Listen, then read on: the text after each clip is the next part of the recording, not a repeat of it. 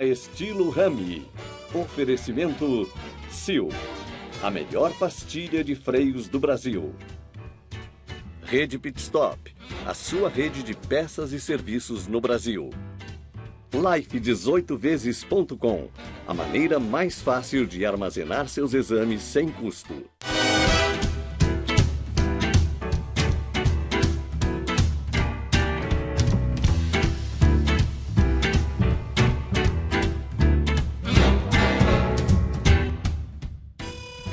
Muito boa noite, mais um dia do Grande Interessante, como sempre, muito obrigado pela companhia e pela audiência de todos.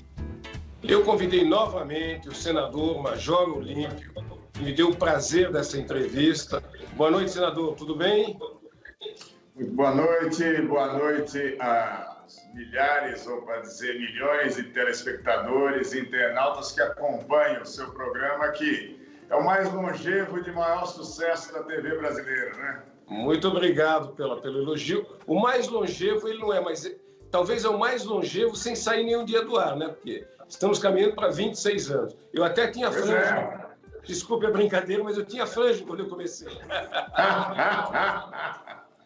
Mas, Major, voltando aqui à nossa parte que muito preocupa a todo cidadão brasileiro, eu imagino que ao senhor também, esse momento político me parece bastante descompensado.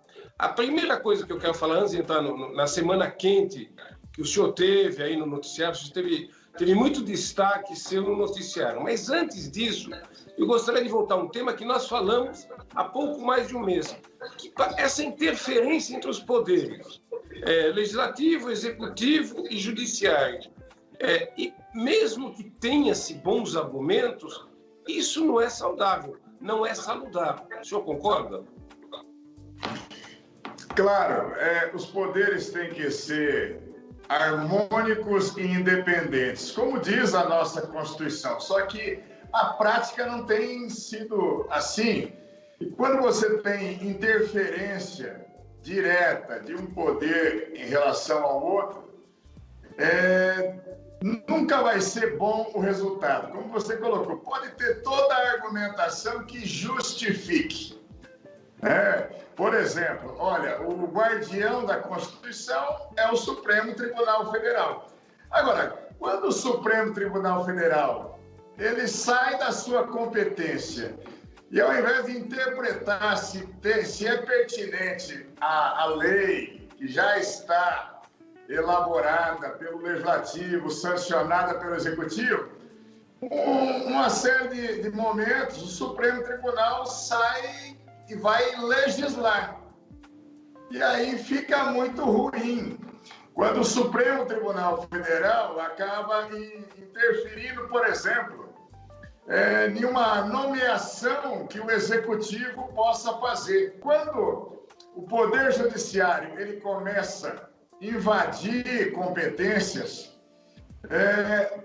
a população fica naquela, bom, mas se ele virou parte do problema, quem é que vai definir finalmente o que deve ser feito? E isso é um problema muito sério, que acaba implicando, inclusive para a nossa recuperação econômica, que é essa indefinição jurídica das coisas no Brasil. Você imagina só, você é um homem que conhece o mundo todo, investidores falam para você, você acha saudável investir no Brasil agora? Você vai dizer, claro, vem investir no meu país. Aí os consultores dizem, olha, cuidado com o seu investimento, porque não tem segurança jurídica. Isso afasta investimentos, porque as pessoas dizem, olha, como é que eu vou colocar dinheiro no Brasil para girar a economia, gerar emprego, riqueza, se pode ser desmanchado com uma canetada do judiciário, por exemplo, alguma coisa que está até na Constituição. Então, isso não é bom, esse momento que nós estamos vivenciando, dos poderes se estranhando um pouco para mais. Não pode ser só palavra de discurso, essa harmonia entre os poderes. E ser harmônico não é ser subserviente. Olha, eu sou prostrado com isso. Não. É manter a altivez do seu poder. Mas os outros poderes também terem esse respeito. E eu gostaria de fazer um paralelo, guardadas as devidas proporções e longínquas. Nos Estados Unidos está acontecendo eleições presidenciais muito acirradas, bem acirradas, quentes, com troca de acusações pesadas, vocabulários chulos, mas mesmo assim você não vê a Corte Suprema lá interferir em nada, quer dizer, eles que se virem, não agredindo a Constituição, o problema é de cada um deles. Não deveria acontecer a mesma coisa aqui?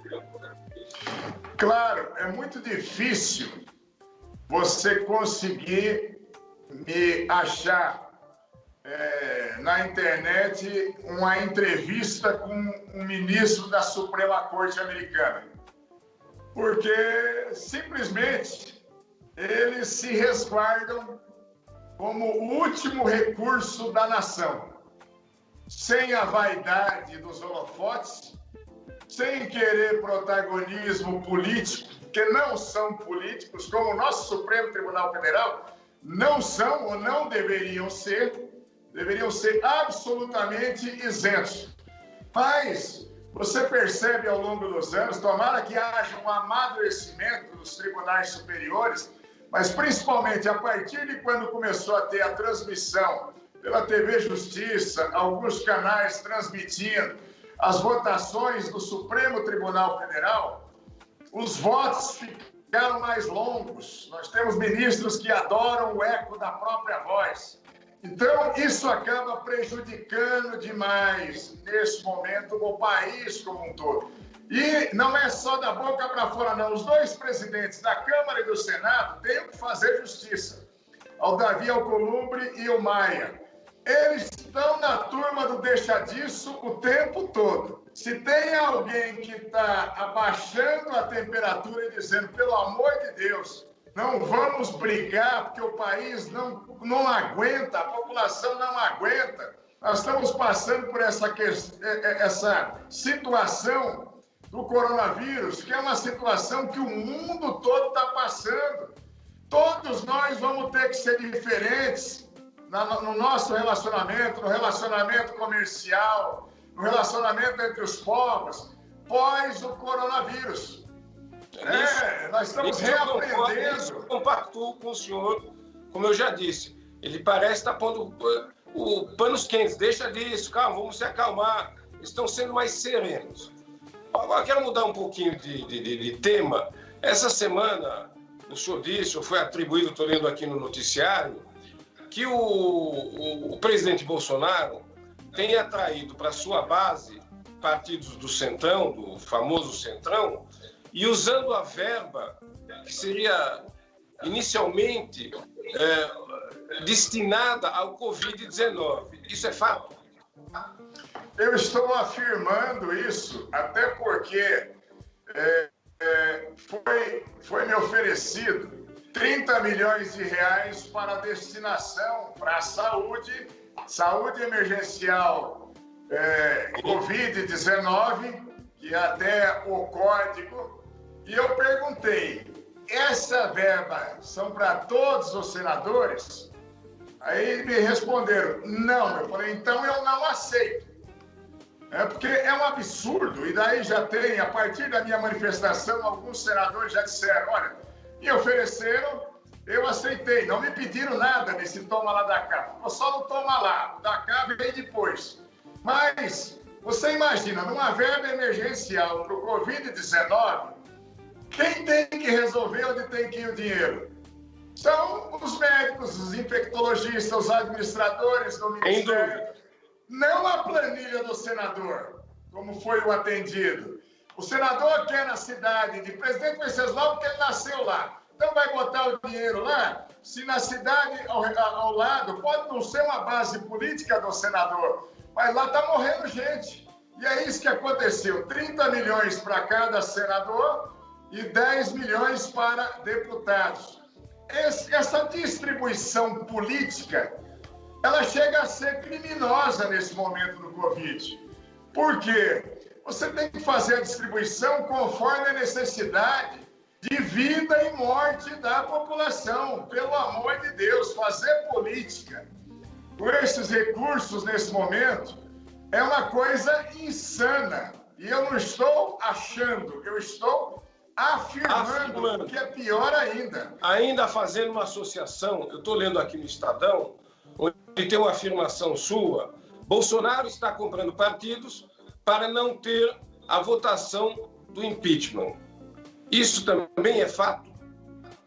A preocupação maior nesse momento é justamente a possibilidade, né? Eu não vejo hoje ainda a pertinência ou algum fato que justifique uma abertura de um processo de impeachment. Mas o Bolsonaro e aqueles que o seguem têm esse desespero, porque já tem mais de 40 pedidos de impeachment que foram protocolados na Câmara, com o Maia. E aí é uma avaliação pessoal do presidente da Câmara dar um encaminhamento.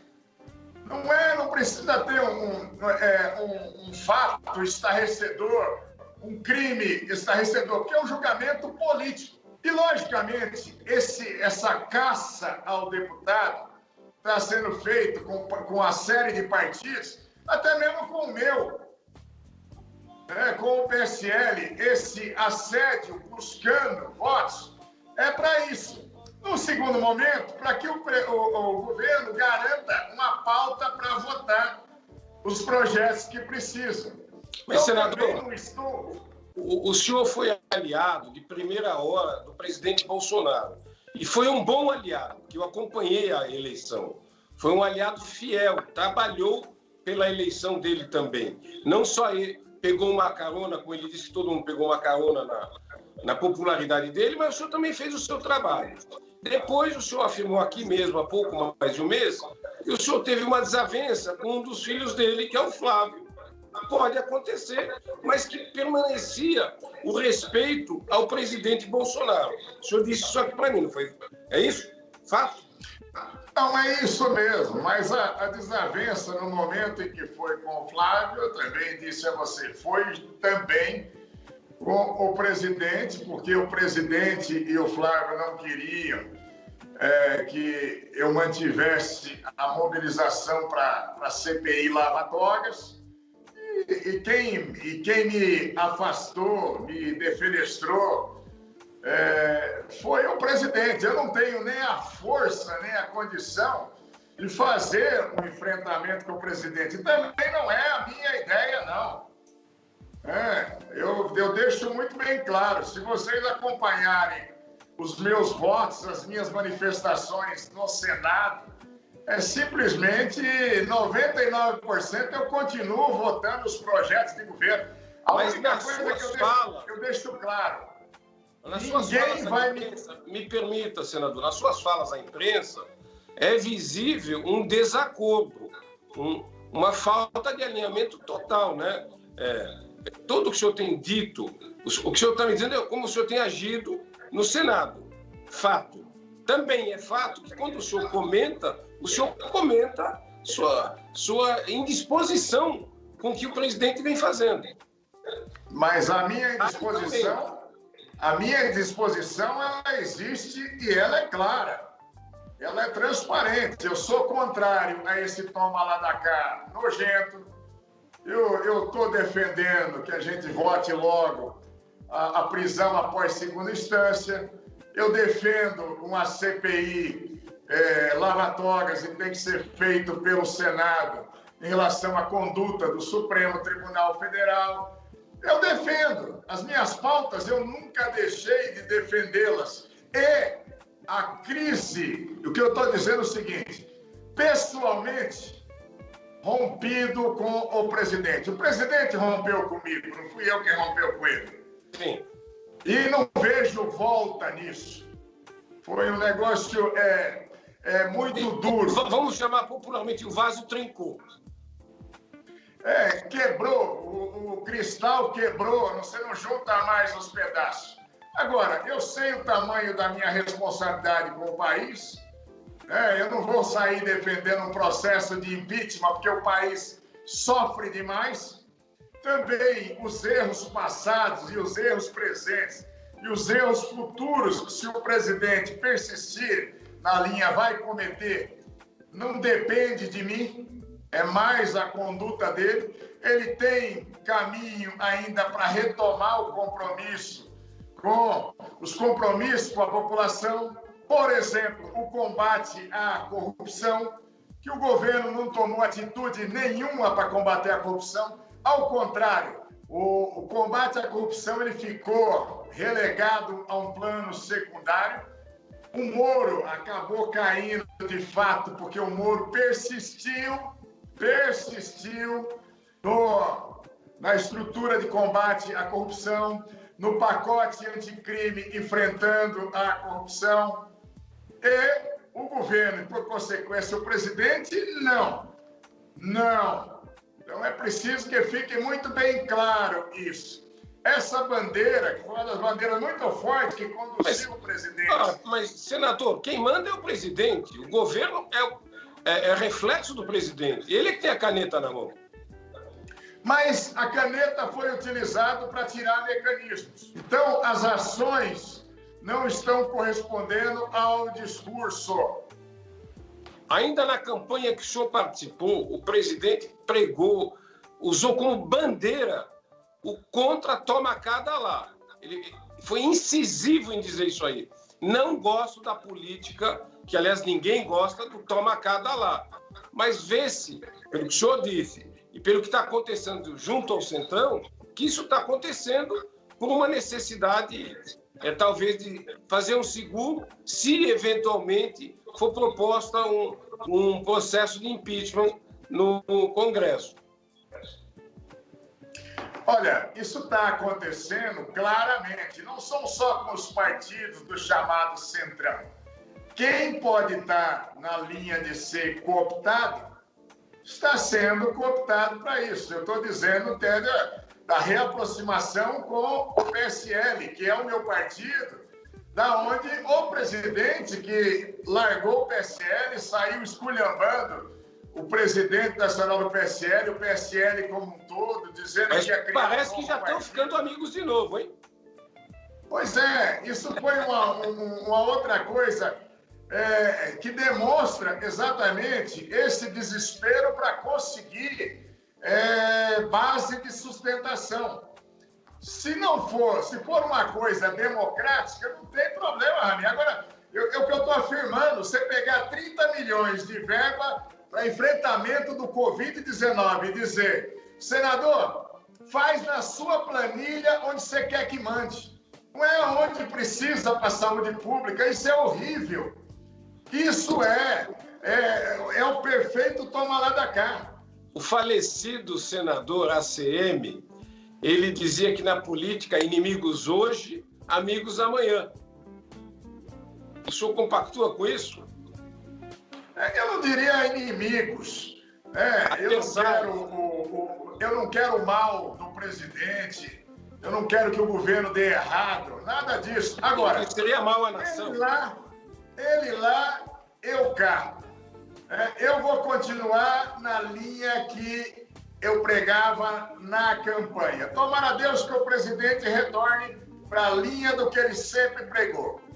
Bom, nós também falamos em nossa última entrevista, aliás, eu disse, o senhor concordou, eu falei, se o presidente falasse menos, ajudaria muito a ele mesmo, porque ele se mata sozinho, não precisa da oposição. Toda vez que ele fala, parece que ele estimula um desacordo, uma desavença.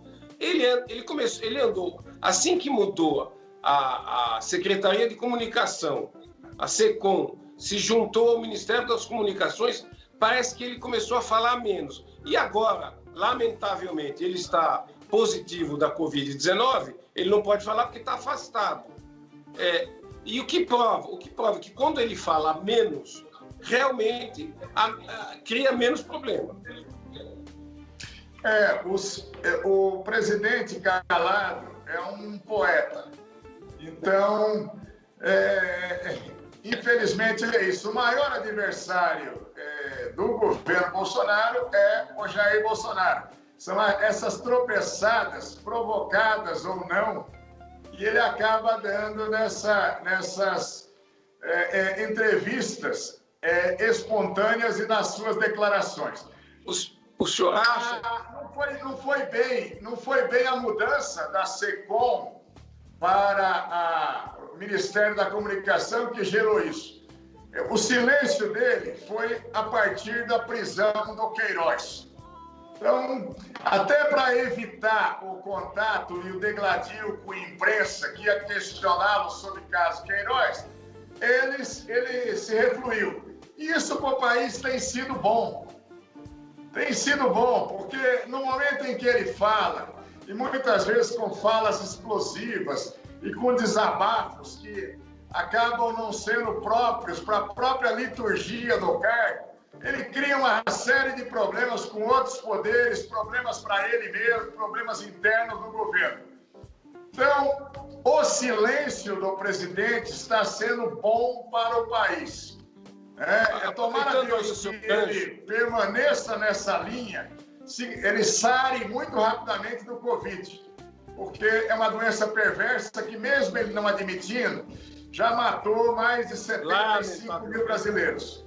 Aproveitando o seu gancho aí da liturgia do cargo, essa semana vazou um áudio seu, não posso deixar de comentar isso, onde o senhor ficou bastante destemperado com uma acusação que um cidadão militar fez ao senhor. Eu quero saber de onde você arrumou argumentos para ficar me ofendendo, rapaz. Você se sentiu ofendido? Ofendido não, viu? Eu vou dar na sua cara na hora que eu te encontrar, porque você é um frouxo. Sou? Você é um filho de uma puta. É um bosta. E amanhã eu vou te encontrar. Aí eu vou dar na sua cara como você merece apanhar, viu? O senhor acha que justifica o tamanho do destempero? Evidentemente, me parece que esse áudio foi vazado, foi feito para poder vazar.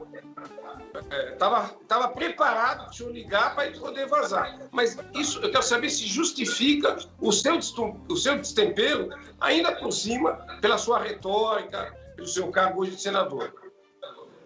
Claro que nenhum destempero justifica, mas nem Jesus Cristo teve paciência com vendilhões na porta do templo. Se você for ver na Bíblia, as manifestações físicas, quer dizer, até Jesus Cristo saiu na porrada com o vagabundo na porta do templo. Esse sujeito que não é militar coisa nenhuma.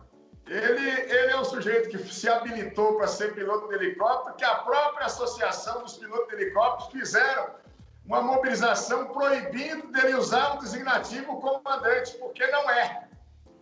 Esse cara, ele estava me atacando a minha honra na internet. Eu liguei, sem preocupação se estava gravando ou não, logicamente que ele já estava gravando, em uma conversa privada. Eu falei todos os desaforos do mundo que ele merecia ouvir. Eu até aproveito a oportunidade para pedir desculpas à população que no vazamento que foi promovido. E eu não vou querer justificar a minha fala, ele é merecedor de todas as barbaridades que eu disse para ele de forma privada. Mas eu peço desculpas à população que acabou ouvindo uma conversa privada minha com ele. Eu já tomei todas as medidas legais em relação às condutas dele, e isso agora que fique por conta dos órgãos que devam fazer a apuração disso. Agora, o que o sujeito estava fazendo, atacando a minha honra, com mentiras, com crimes, chega um momento, eu tenho... O senhor provocou, e ele também provocou o senhor. É que eu acho que assim, o senhor foi um dos senadores mais votados da história desse país. Então, isso também lhe dá uma responsabilidade maior, porque todos os seus eleitores têm uma expectativa. Eu entendi a sua fala, que nem Jesus Cristo teve os seus limites, todo ser humano tem seus limites. A pergunta que não cala, e eu estou fazendo... E neste momento, eu acredito que estou fazendo uma gentileza ao senhor. Estou lhe dando a chance de tentar dizer o porquê que chegou desse jeito. Não, eu já disse a você, o sujeito passou todos os limites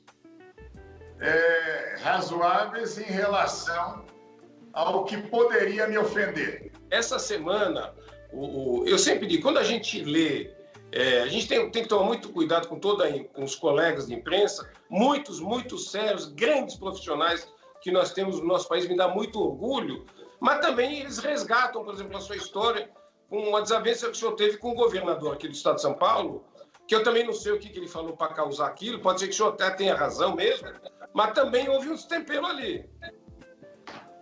Olha, eu vou dizer uma coisa para você. Em toda a minha vida, às vezes o excesso de transparência ele pode ser prejudicial.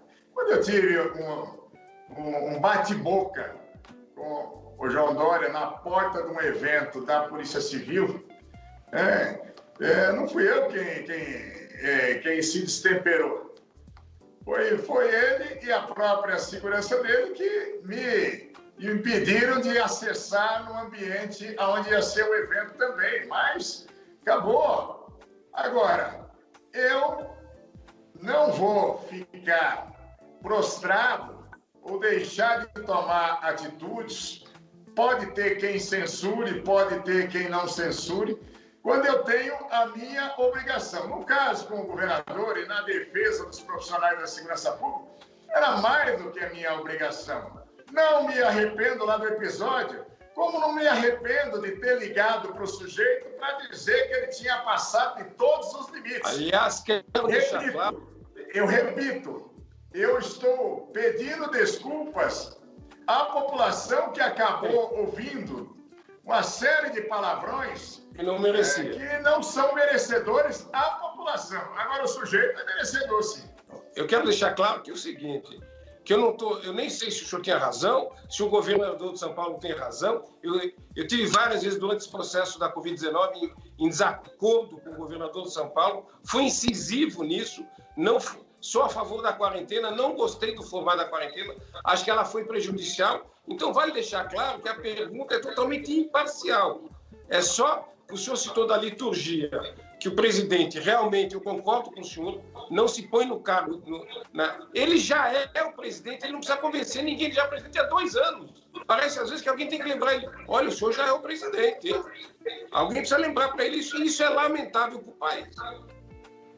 Sim. Quando eu falo da liturgia do cargo do presidente, e quando eu falo do silêncio, eu sou um parlamentar. Eu não posso usar do silêncio como estratégia. Sim. Parlare é justamente usar o parlamento para provocar a discussão. Era o que o presidente fazia quando era deputado. Quando deputado e como legislador, um provocador de ações, estava exatamente nisso. Eu não vou dizer que faz parte da liturgia do cargo, eu dizer um monte de palavrão e um monte de desaforo pro cara, que o cara passou do limite mesmo. Que eu disse, nem Jesus Cristo teve paciência com o vagabundo. Senador, o nosso tempo terminou. Eu espero que... Eu entendi perfeitamente aí a sua explicação, principalmente aos seus eleitores e àqueles que também não são seus eleitores, que todos nós somos brasileiros. Eu espero ter dado a oportunidade, porque eu o conheço, sei do bom trabalho que o senhor faz, sei do seu desempenho. Evidentemente que nós somos normais e nem sempre pensamos da mesma forma. Mas o que não quer dizer que não o respeitamos, nem o senhor, nem ninguém. Eu gosto da oportunidade. Acho que o senhor teve a oportunidade aqui de aclarar nacionalmente os fatos que aconteceram. Eu te agradeço a oportunidade do esclarecimento e me coloco sempre à disposição. Quem está na vida pública tem que prestar contas o tempo todo de todas as situações que se tornam públicas.